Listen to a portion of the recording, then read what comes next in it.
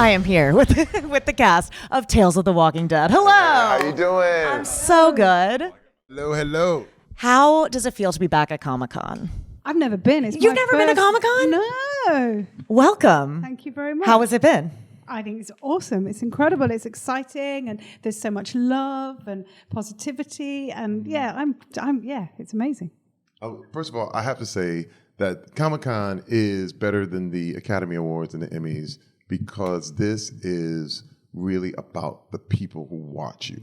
It's about the audience. A lot of those award shows are always about, you're great. No, you're great. And we're also great. But this crowd won't give you any, they won't BS you. Let's just say that. You know what I mean? They're going to tell you if they love you, they love you. And we just came off this panel, and I cannot tell you the love in Hall H that rushed the stage.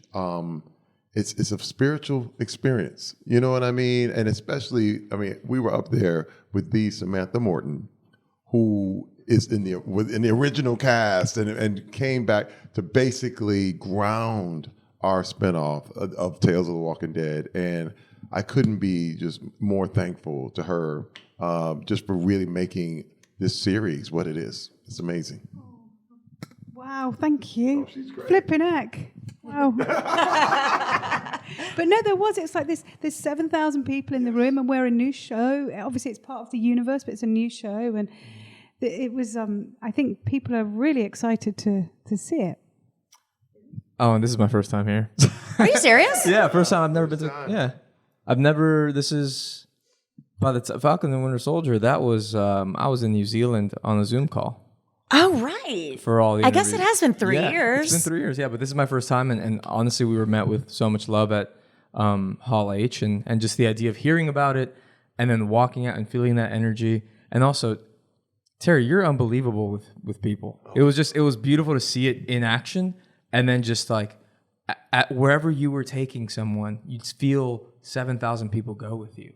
Yeah. And it was amazing to watch. So, but there's just so much love that they were giving. So I think, it was cool to take that in and to also experience it. And Just to echo what you said about Terry, I've been doing this for about 10 years. I used to work at an outlet called ET. We used to work on the same lot together when he was doing Brooklyn Nine-Nine. And I was like very green like 10 years ago, and I interviewed you on a carpet one time, and I remember feeling like all the nerves just break away because I was like, oh, I just feel like I'm talking to a person. But I remember you being one of my first, I walked away being like, that was a good interview. And it was because of you. It wasn't anything I was doing. Actually, let me tell you, I got to say this because I'm a fan first. You are. I love this business. I love entertainment. This is my life. This is my lifeblood. I wake up thinking, how can I entertain today? You know what I mean? It got to the point where I couldn't just act. I had to host. I had to help other people get on the stage. Just so I could feel that energy, and I am addicted to a very good thing. You know what I mean? And that's what I mean. It's like when you know it's good and you know it's good for you, you know it's good for other people, you can go ahead and give your life over to it. And that's what I've done. And so I want people to feel that energy. I want people to know. And I often say this a lot. Even my kids are trying to get into business and stuff. And I'm like, look, if you don't appreciate this business, you don't deserve it. And that is truly, truly one of my things where we are so fortunate to be able to live this dream, that we would do for free anyway. See, that's the thing. All of us here would do this for nothing. But the fact that you're in front, it takes a lot to get people to actually pay attention to you with all these things going on, and to have 7,000 people in this room at the Hall H just all giving you their love and attention. It's a valuable thing. You said something really interesting, though, because we're in that room, which was about the show, but also individually, they can recognize BS, as you say, and when you were speaking and yourself as well, we're not talking at people, we're talking to people. And when we make the show and I'm doing a scene, I try not to worry too much, but I do know that there's millions of fans out there who love the show, who spend their time thinking about the show, and it's a big deal, and I have so much respect for those people. So it's not just about what do I get from these people. It's like, I respect you.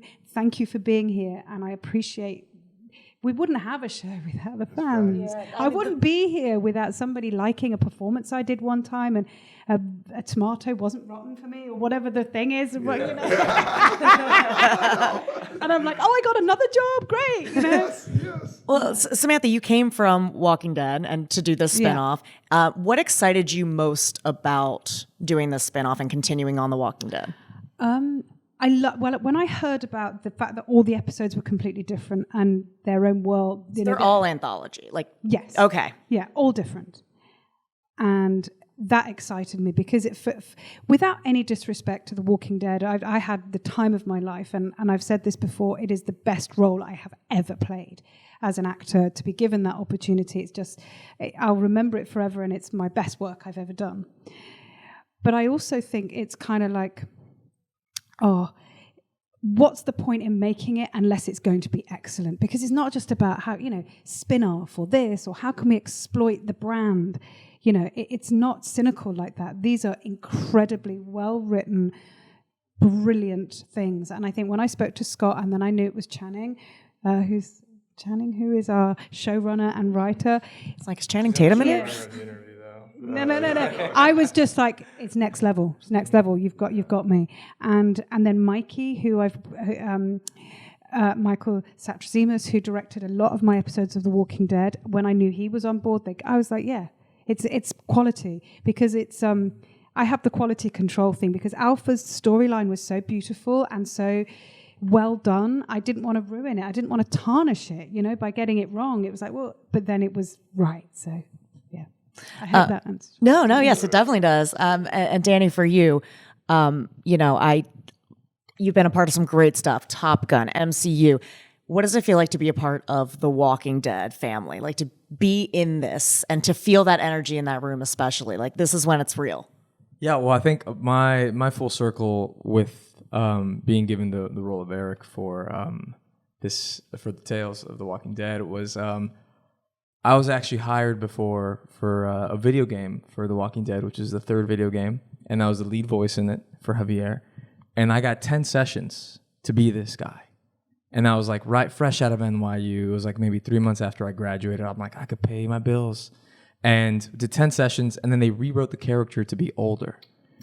And then the producers called me, and they're like, hey, actually, we're going to go in a different direction. But the last person we did this to was Oscar Isaac, and in this other video game that was already fully finished, and then they recast the voice, and then we hung up the call, and I was like, well, shit, what am I supposed to do with that? Like, I'm not Oscar Isaac. So. But then to get that email of like, hey, it's a fully Latinx story, Daniela Pineda, you just throwing down and just like being in this world that I'd come to know through watching it and through being a part of it for a moment. So to be able to be a lead character in an anthology series, I'm still kind of pinching myself over my entire journey of how I've been here. But then I remember just showing up and being like, it's me and you, we're in this. And so it's been a beautiful full circle moment of just being accepted into the most successful cable TV universe of all time. Yeah. Which is wild to think about. I can't believe you did that voice. I've never heard that story. It's amazing. Yeah. I'm still the voice in the trailer. So there's a little mini trailer. And then I just saw it recently. Somebody tagged me in something, and I was like, oh my God, my voice was in the first little teaser trailer for it. But then the rest of it is not my voice. So I want to ask you before we go over to I want to have a similar question for Terry, but I told you I saw Top Gun 6 times, and no spoilers. I won't say it. It's so good. You have to see it before it leaves the theaters. But IMAX. I just wanted to catch up with you because we talked during the junket. It had not come out yet. How does it feel to have the biggest movie ever? Well, it feels we all knew that it was amazing. I think the moment we stepped, we were like, we're going to be on in F-18s. No one's ever done this. It's already iconic, and which is a weird thing to go into a project with. You always look back and you're like, that was great, I guess. But doing this, you're like, no matter what, it's cinematic history. So for the world to watch it, it feels like we finally we didn't need the validation of it because we knew it was special, but it was kind of okay, we're all on the same page now. Crazy, right? And so that's kind of been it's been soaking in everyone's energy of and I think it comes back to what you were saying of there's a responsibility to the fan. Like we wouldn't be here, no one would be entertaining if no one wanted to be entertained. If like and I think the way that Tom viewed that was everyone's individual hour is worth so much, and people are putting their time on the line to watch what you've got to say. And so if you've got someone's attention for a specific amount of time, it is your responsibility to give it your absolute all. And watching I think I calculated how many lifetimes it would be for people to be born and watch the movie nonstop for however many people saw it, and it was like 300 people's lifetimes from like the moment they're born until when they're 80 is what it was a weird calculation. This is weird. This is actually I've taken this into a random ramble, but it was about the responsibility of like that individual time that you have of someone. And I think this is what we've all shared the sentiment of is like that it all goes back to the fan. Yeah. So it feels exciting to give back to people. This is amazing. And Terry, we're talking about fandom. You've got a lot of fans. I'm sure you cannot get very far on the con floor, but now joining The Walking Dead, it has such. I mean, how does it compare to anything you've done? Oh my God! I said this on the panel, but it goes back to 1968, and the first film that was ever the zombie film that's kind of started it all was Night of the Living Dead. Yes, and the first film that also had an African American protagonist that was. It was unheard of. It was controversial.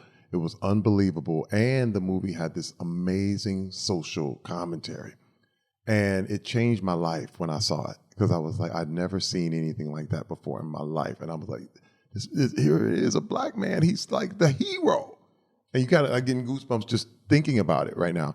And when you're talking about the Walking Dead universe, it's the same way. And it's one of those things where the social commentary mixes with the representation. You've seen so many things that you've never seen before. You've seen women in a new light. You've seen, all kinds of cultures in a different light, and all of them fighting against this one common apocalyptic event. I thought, holy cow! Like, I have to do this. I have to be a part of this world. And always been a fan of the first series. I mean, with all the original cast, this is why I'm still like fangirling, being next to her right now, because I'm like, oh my God. And I got the chance to meet her yesterday, and I was just like, I was actually scared to meet her because I was going, oh my God, she's just like incredible. And I'm so happy because she's beautiful. Everyone has been amazing. Everyone has welcomed me into this world. The original cast has welcomed me into this world. It's so special, and I get emotional even thinking about it because it's just a new phase for me, but it won't be my last. Yes. Before I let you guys go, how would you handle a zombie apocalypse? What's the first thing you would do? I'm sure this is the most common question. You got to have your strategy at this point. Well, I've already bought a survival kit. Through and through. Like, I mean, when the first earthquake hit LA that I experienced, my first car was a Jeep. And then when the first wave of needing a survival kit happened, I was like, I'll get one. So I think I'd be really prepared up until I run out of my canned food and water. And at that point, who's to say? Yeah. Yeah. I think I'll be fine because I was on The Walking Dead. I learned a lot of skills on The Walking Dead. Yeah, you're good. It would take me by surprise. You know what I mean? I would totally be like at the movies or something, and I'd be like, whoa, and 28 days later, but Terry's just at the movies. Yeah. You think it's cosplay? You're like, hey, guys. Yeah, I would. I would probably think they were fans. You know what I mean? Hey, what's up? What are you doing? Not too close, man. And I would be shocked, but I would also go into family protection mode. I've been married 33 years.